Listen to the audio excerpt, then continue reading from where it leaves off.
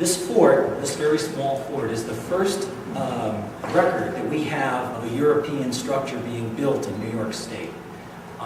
It was called Fort Nassau. It's near present-day Albany, on what is where the Port of Albany is located today.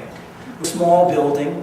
It was built by Hendrik Christensen in 1614, and it only survived 3 years. At this time, this precedes the formation of the Dutch West India Company.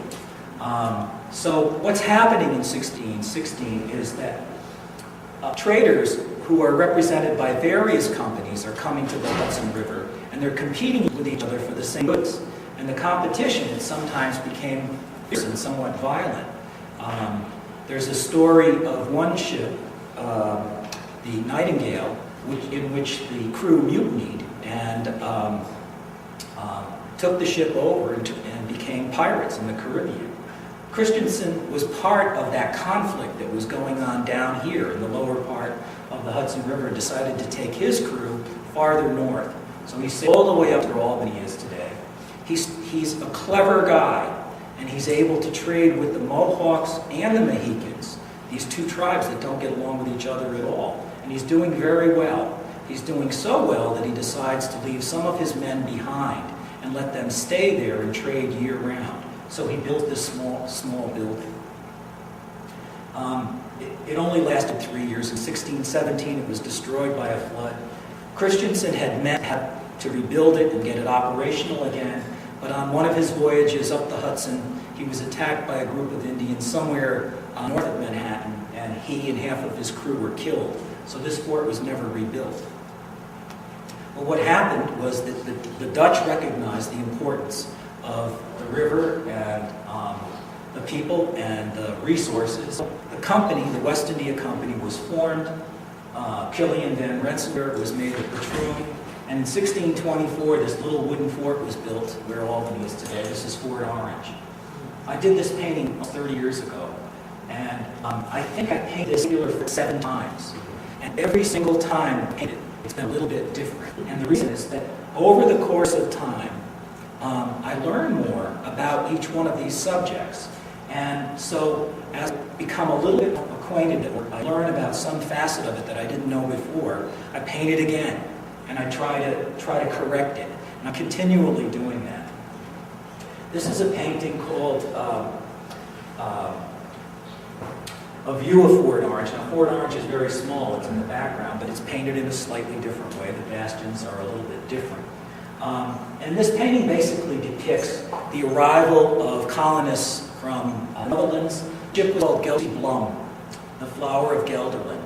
And it came to Rensselaer's Wick in the 1650s, 1652. And what I think is fun about this image is the interest of this basic survival frontier outpost of the Dutch. And you have this incredible symbol of their vast sea power, and it's a wonderful contradiction, especially if you're familiar with the terrain in Albany. This is a painting called The Ferry. This mix again, there's Fort Orange's background.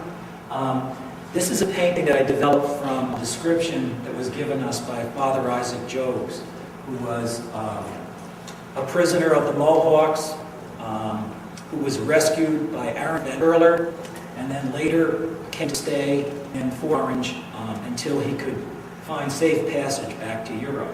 And in the few months that he was here, he described what he saw.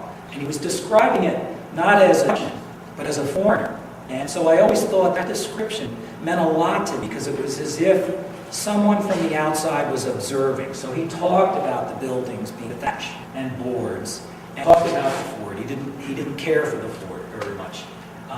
But we get a sense of what that environment may have been like. Now, the painting is mostly about the arrival of new colonists. So aboard the ferry, we have the seasoned residents, the people who have lived at Fort Orange or in Rensselaer's Wick for some time. And we have the new arrivals, hopeful, looking forward to a new life here. The painting called It depicts the farmstead of a man named Tunis Dirksen van Dekten. He built this place also in the 1640s. And here is an interesting thing that happens upriver. First of all, many of these colonial families were young, and they were adventurous. They were 20s. They were ambitious and competitive. And so living in the heart of Rensselaerswyck, living in the fort, was not for some of these people. They wanted to be out there where the Indians were, where the furs were. And so Tunis decides he's to live downriver. So he moves about 10 miles away from the fort to the south. He isn't the first one to do this. Aaron Van Curler does something very similar and has his homestead, his farmstead, north of the fort, about 10 miles. Tunis is trading with the Mohicans, and Van Curler is trading with the Mohawks. This is the yacht, Seahorse, which Tunis was half owner in, and the Catskill Mountains in the background.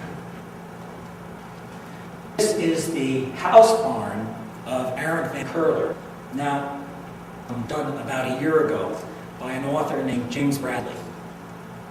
And the book is called Beyond Albany, Beneath Albany. And Before. What is it? Before Albany. Right. And in Jim's book, he focuses on Van Curler. He sees Van Curler as a very important figure in the colonial Dutch period. And so he asked me to work on developing some images of what Van Curler's life, what his home would have looked like at that time. Now, we don't know a lot about how this house barn was built, but we have an idea of how long it was. And I don't know how many of you are familiar with this kind of structure, but these buildings function very like this, still exist in the Netherlands today. It's just a great long building. The front part of the building is a house. The back part of the building is a barn where the cows are. We were in Friesland, my wife and I, a couple of years ago, and I don't know if any of you have read Yanni Venema's book ever, but Yanni took us to her house. Her mother was living at that time, and we got the tour. It functioned exactly like this. I mean, we're in the house, the living room, the kitchen. You opened the back door of the kitchen, you looked right into the barn where the stalls, where the cows were. So that was the way, that was the lifestyle of Van Curler. And again, he's up in Mohawk territory. This is his bark. We know that he owned several barks because of letters that he wrote to Killian Van Rensselaer. Now, this painting depicts the same vessel. This is Van Curler's bark at Castle Island. And the house that you see in the background at that time, this is the 1650 time period, was the occupant of that house was Adrian Vanderdonk. So you have this kind of interesting connection between Vanderdonk and Van Curler.